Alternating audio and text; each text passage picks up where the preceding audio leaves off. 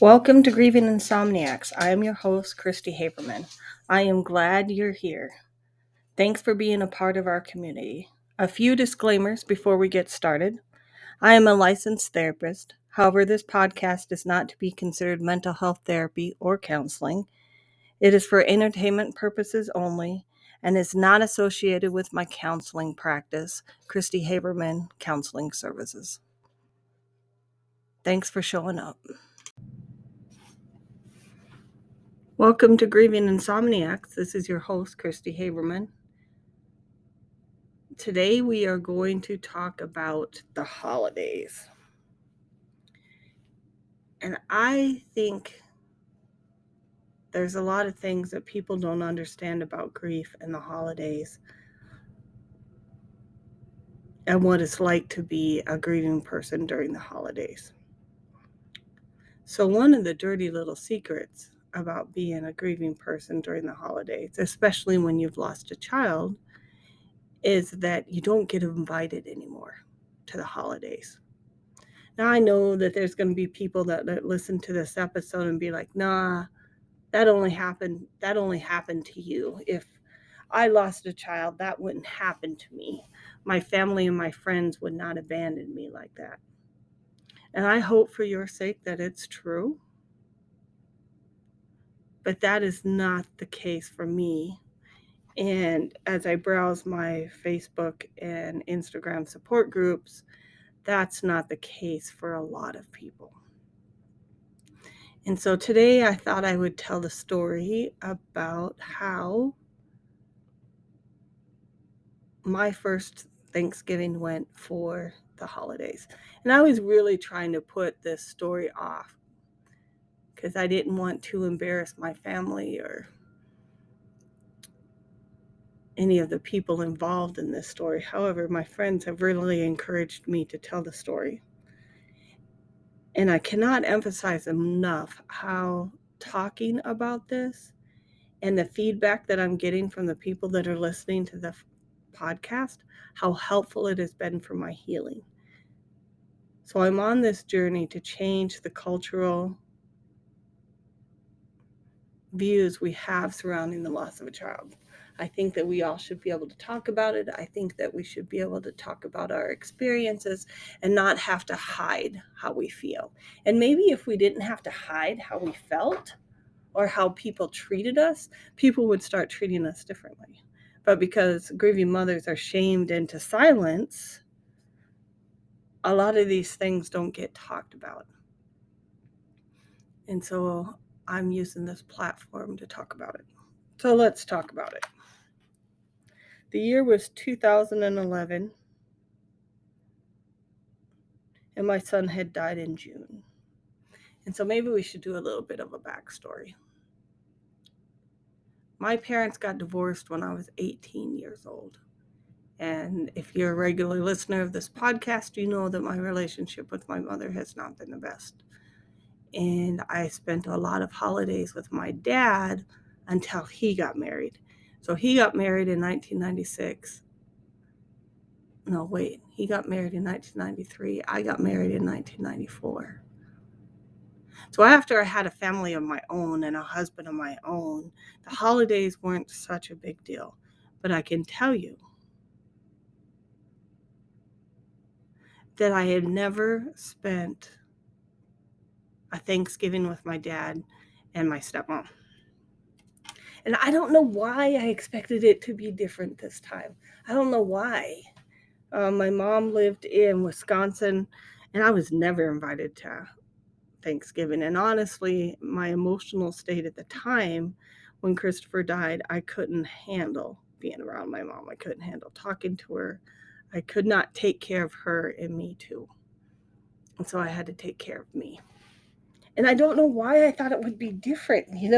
That's the thing that just blows me away. So if you're one of those people that still hangs on to hope and hopes that the people that have let you down in life, that this time will be the time that they change their mind and they won't be the ones to let you down, I hope that your experiences were different than mine.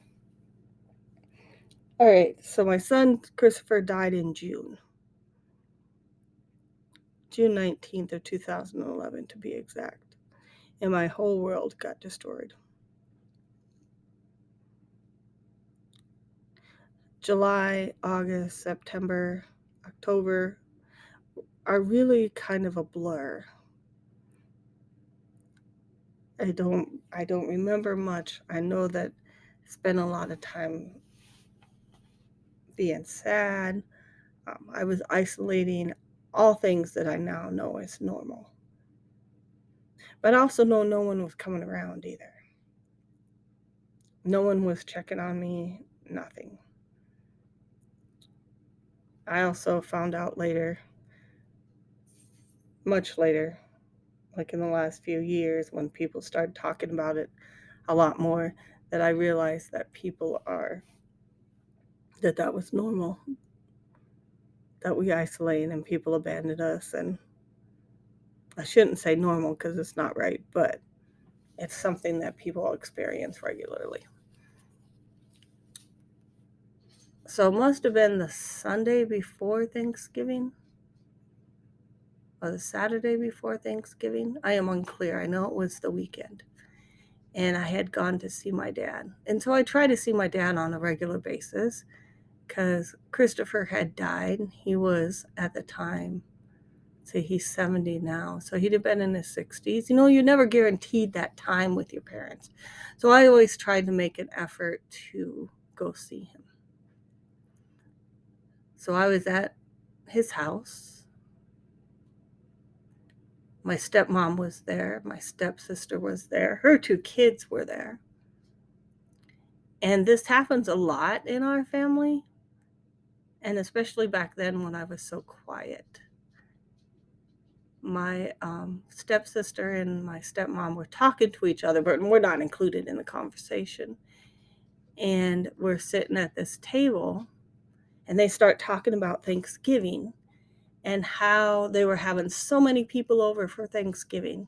And I'm sorry if I get teary-eyed because I still get teary-eyed talking about this. They were going to have so many people over for Thanksgiving that they didn't know where they were going to put everybody. So my dad pulls out this tape measure and he's tape measuring the people, and they're talking, we're going to put this person here and this person here, and we're going to eat this and we're going to eat that and we're going to do this. And nobody is talking to me and my husband. No one. There was no invites of, what are you doing, Christy? We know that this is your first Thanksgiving without Christopher. You know, there was no talk about, are you going to be missing Christopher? You know, are you going to be spending Thanksgiving with your other living son? No conversation about that at all. Only about the amount of people that were going to be at their house. Sorry, I had to take a break and let the dog in. So where were we? Yes, they were all talking, sitting around the table, talking about this Thanksgiving dinner they were going to have while me and my husband sat there and listened. So in the middle of the conversation, I swear to God, nobody noticed. I swear. I told Dad, so we got to go now. I just couldn't sit there and listen anymore. Like, and and to this day, I still don't understand, like, the cruelty of that moment.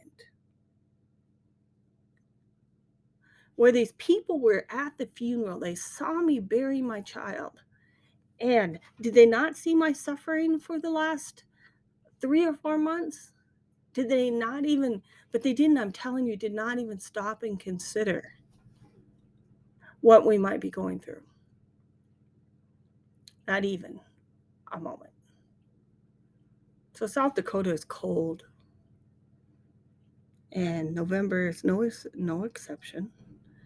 So we went and I sat out in the car. Well, we had to wait for the car to warm up because we left abruptly. And no, they did not notice that we left abruptly. They never noticed. And I sat in the car. And I said to Roger, I said, how come they didn't invite us? Like, how come we're not invited to Thanksgiving? Well, my husband says, he just looks at me and says, honestly, I don't know why you bother. He goes, I don't know why you bother with them people. And I told him, I said, I don't have a mother. For all intents and purposes, I didn't have a mother. I don't. At that time, even if she was still alive now, she would never be the person that I would reach out to for support. She would never be the one that would provide nurturing. And when you don't have anything, you hold on to what you do have. And maybe that was a mistake, as I go through and record these podcasts, and I really take a look at, for me, which was a real lack of family support during this time. I wonder if maybe he was right. Maybe he was right, and I should not have any expectations, and I shouldn't be investing nothing. And I cried all the way home. Because you see, it was Thanksgiving. My son is his now wife, but it was his girlfriend, and they were living together. And we switched holidays back and forth, and maybe he bears some responsibility on this too, like not thinking about his mom being alone for Thanksgiving, but he was going to his girlfriend's house. And we're not close to that side of the family. Like, we see each other for birthdays and stuff, but at the time, Colin hadn't really been integrated into their family, so why would they invite us? So we really and truly were going to be alone for Thanksgiving. And I tried to cancel the holiday. I said, I don't want to participate in Thanksgiving this year. I'm not up for it. We're going to be alone. All I'm going to think about is who's missing. And everything that I was missing with Chris dying. Because I was just so broken.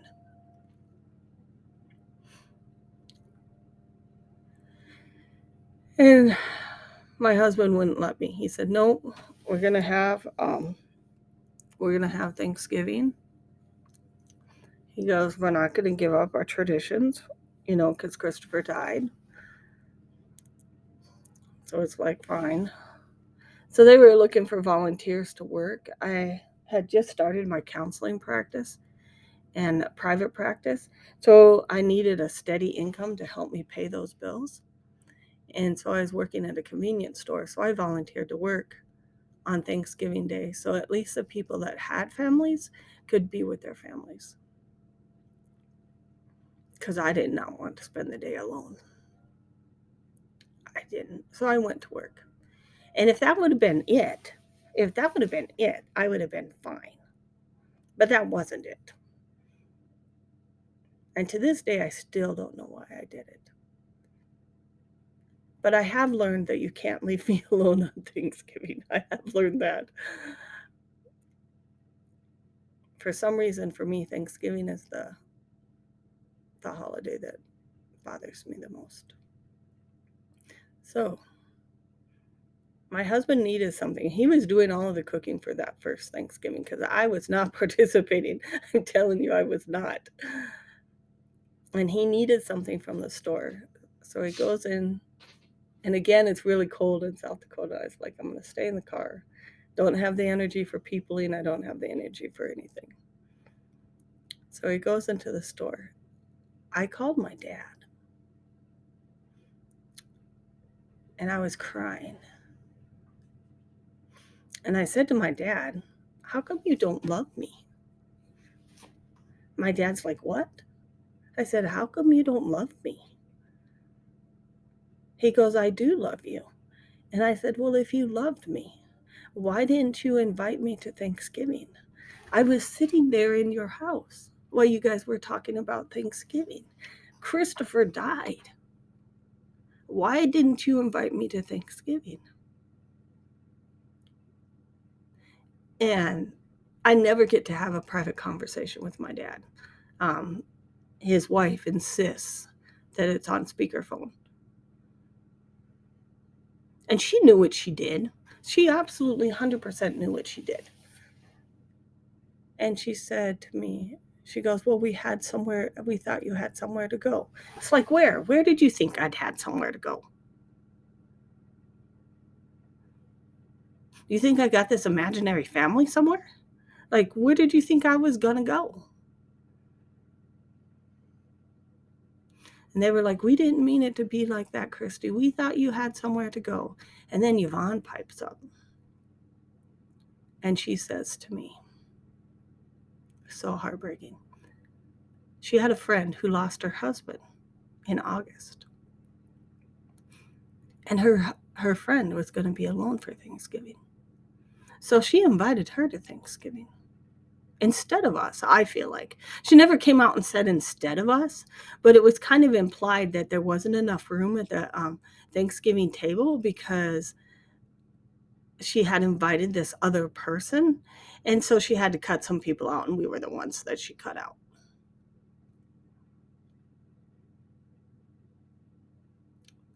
And my dad says to me, he goes, well, if you don't have anywhere to go, you can come. It's not, it wasn't like, oh, we love you and want you to be around. No. Well, if you don't have anywhere to go, well, of course you can come over. But that was still not the point, was it? The point is that my son died. And I needed my family. And they weren't there. They were not there. And I told my dad, I said, no. I said, I volunteered to work. I'm going to work. And my dad says, well, what time do you get off work? I said, I get off work at 5. He goes, well, we'll have some leftovers. You can come over for leftovers.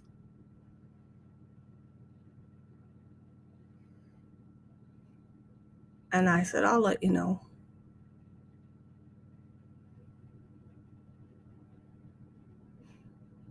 And I got off the phone.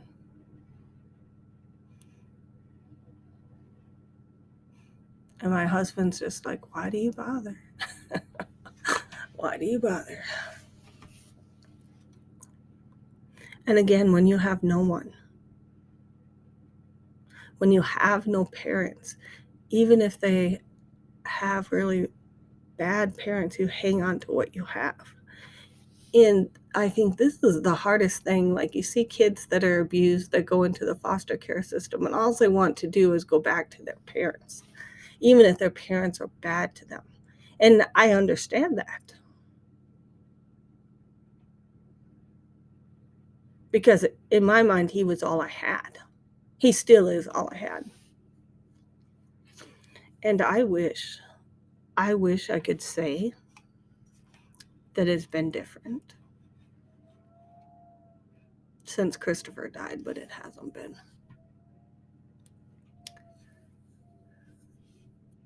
So that was our first Thanksgiving after Christopher died. So every year, I just start dreading it. Because every year,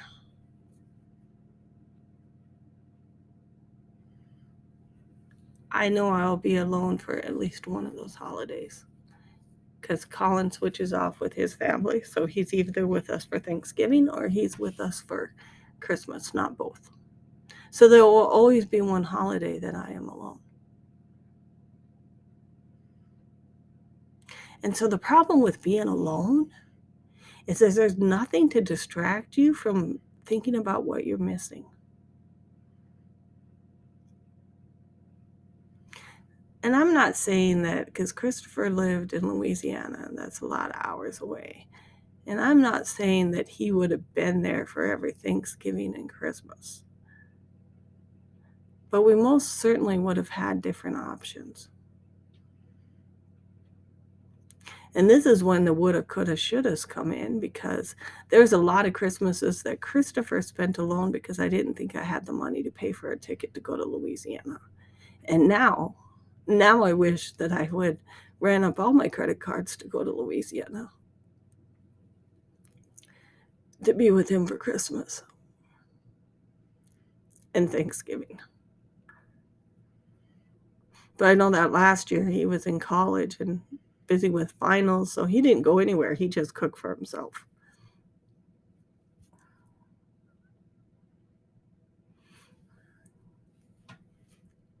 So the holidays suck.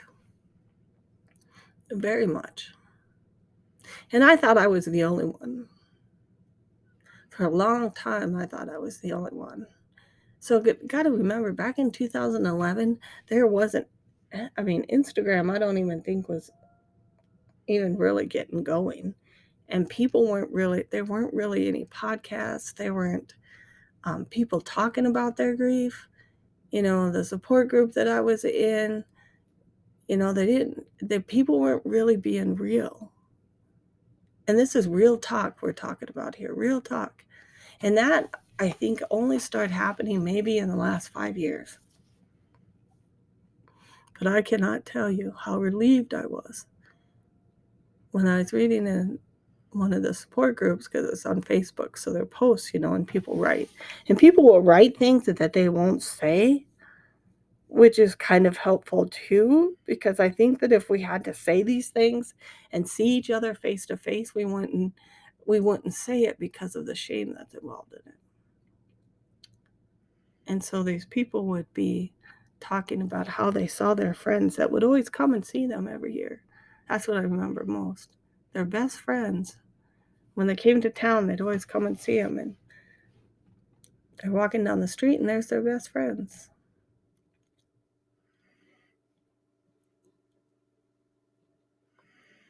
And I felt so relieved. I was like, it's not just me. It's not because there was something bad or awful about me. And it's still hard not to think that. It's still hard not to think that. So about 4 years ago, I think it was, 4 years ago, again alone for Thanksgiving. And it's going to be hard talking to my dad this year about this. Still alone for Thanksgiving. My dad sends pictures out. Now, keep in mind, this man lives 6 blocks from me. Has never invited me over for Thanksgiving except for that day that I called him and said, "Don't you love me?" and begged him to invite me over. That's how I feel. I didn't beg, you know, say, "Please, please, please," but I feel like that reaching out was begging.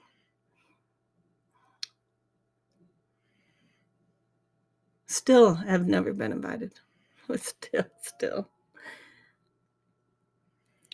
And my husband likes to go Black Friday shopping. So you know, that's kind of a few years ago when they still did Black Friday shopping on Thanksgiving.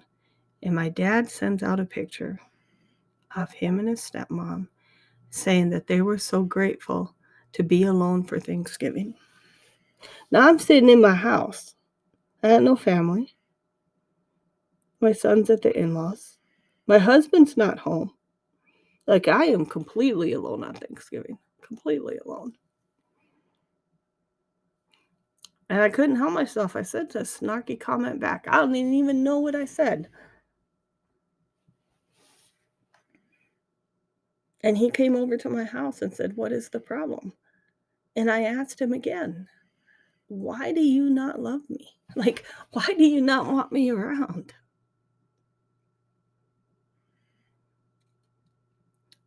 And then he says back to me, "Well, don't you think I feel bad when you leave me out?" And I was like, "Yeah." Because my son and my stepmother don't get along. So I didn't invite him because it was so conflicted. So after that year, I decided that everybody needed to grow up. And if I wanted people to be at Thanksgiving, I'd have it at my house. And so they do. They show up at my house.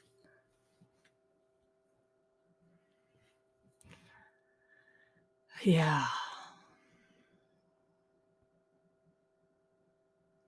And I don't know why I expect different. So I'm recording this on November 13th. Thanksgiving is a week and a half away.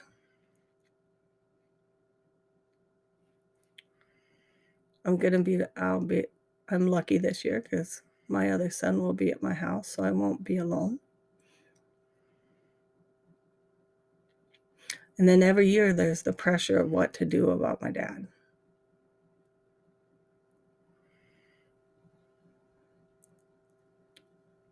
And my husband again with why do you bother? It's not like they're there for you. But just because somebody's bad to you, I don't feel like you should be bad back to them. Like, this isn't a tit for tat thing. And honestly, these days I make all of my decisions based off of living my life with no regrets. Because I had a lot when Christopher died. I had so many of them. And as much as I can, as often as I can, I try to live my life with no regrets.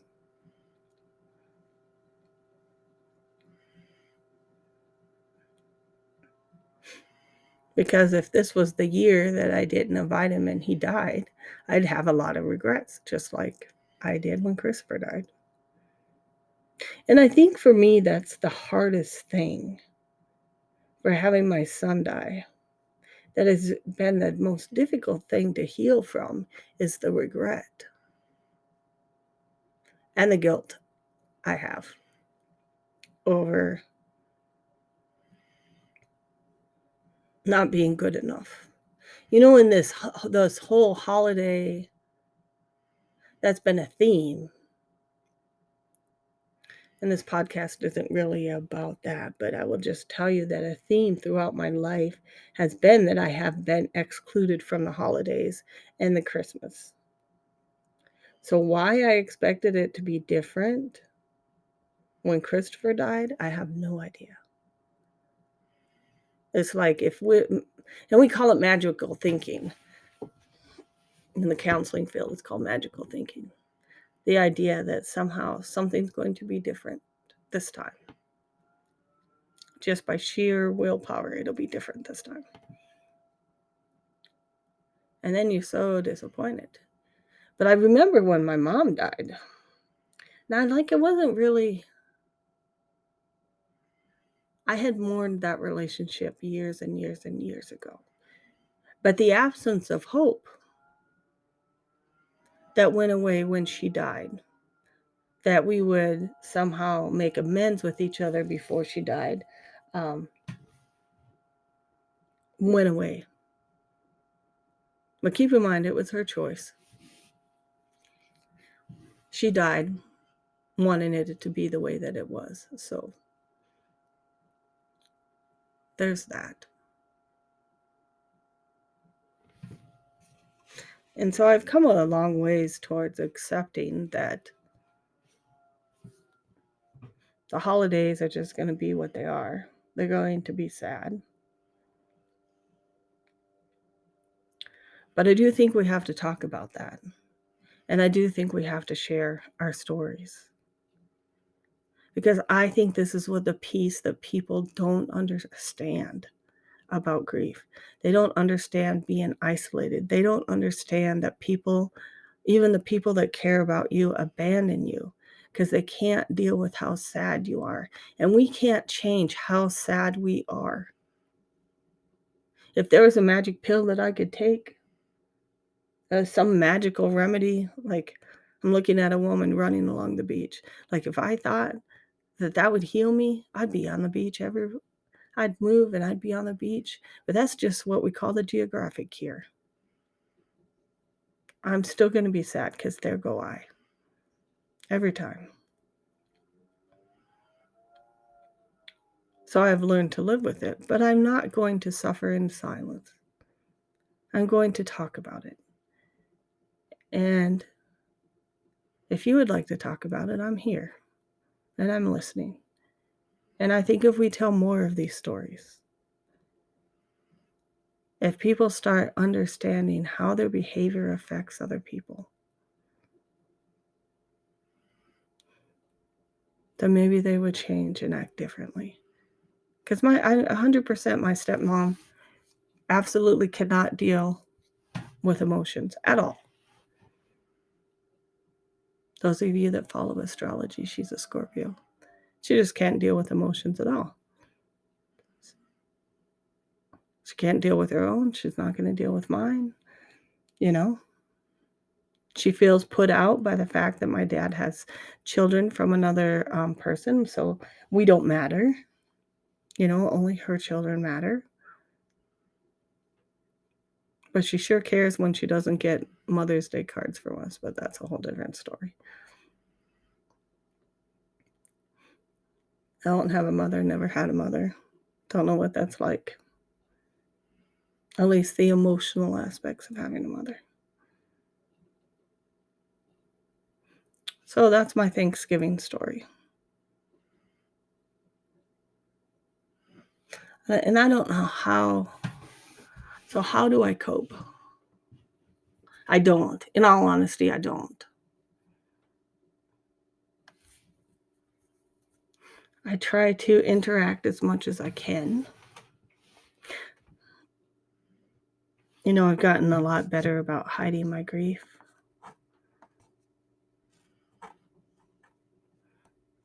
So I hide. That's honestly the answer.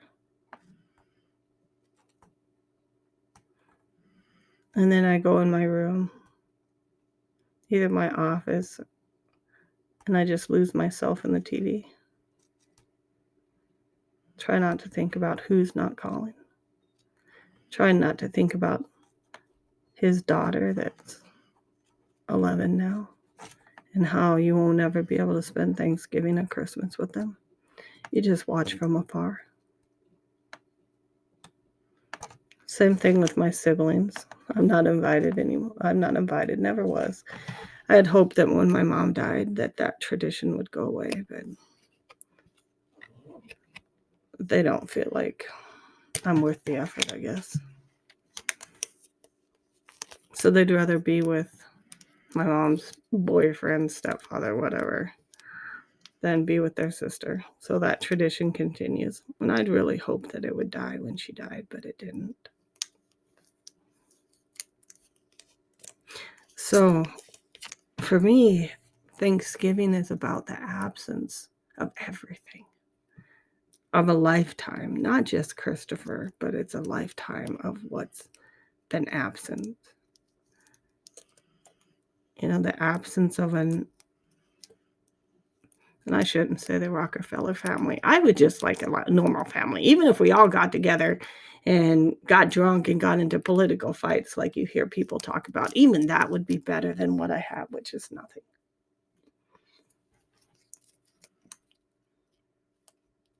Which is absolutely nothing. So this year, I will enjoy the fact that my youngest son is going to be here. And I'll enjoy his company. And then after he goes home, I'll go be sad for a while. And I have learned that it's important to allow myself to be sad. And it's important that I allow myself to talk about these things. Because if this podcast has done anything for me, it has allowed me a forum to talk about these things. And I get feedback from people that say that's helping them. And I really appreciate hearing that. Because I feel like we have to be real about this. No more hiding. No more hiding our grief. It's time to be real. And I made a vow when I started this podcast that I would not talk to experts about grief. Because we have this expert, we have that expert. And you know what? That doesn't help me.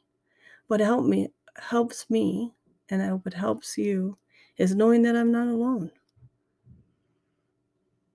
That I'm not the only one going through this, and that, you know, God didn't single me out to punish me for some unimagined harm that happened to me so that I could suffer. Because honestly, I don't worry about going to hell anymore. Because I'm already here. When I die, it'll be the absence of this. And to me, that's preferable. Because every time around the sun, every holiday we come across, this happens again and again and again. But enough of the depressing talk. Thank you for listening. This is your host, Christy Haberman. Sorry I had to get off in the middle of my recording. Kai the Wonder Dog decided that she wanted to be in here at the last moment. I'm sure you heard her clanking and her little feet on the ground. If you would and like my podcast, please leave me a review on where you listen to your podcasts. I'm on Anchor. I am on Spotify. I am on Apple Podcasts, and I am on Google Podcasts. One of my goals this summer is to add more locations where my podcast is on. Thank you for listening. I also have a book out on Amazon called The Solitary Journey Through the Loss of a Child. If you would like to reach out and talk to me, even if you don't do it over the podcast, about your experiences with the holidays and your holiday stories, send me a DM or a message on Facebook. Just keep in mind, I do work a full-time job. I do work some nights. And so if it takes me, a day or two to get back to you, it's just because my schedule is prohibiting me from answering in a way that I would like to. Especially now that I'm getting older, the print on my phone is a lot harder to see. And so thank you for listening. And I'm signing off, and you have a great week.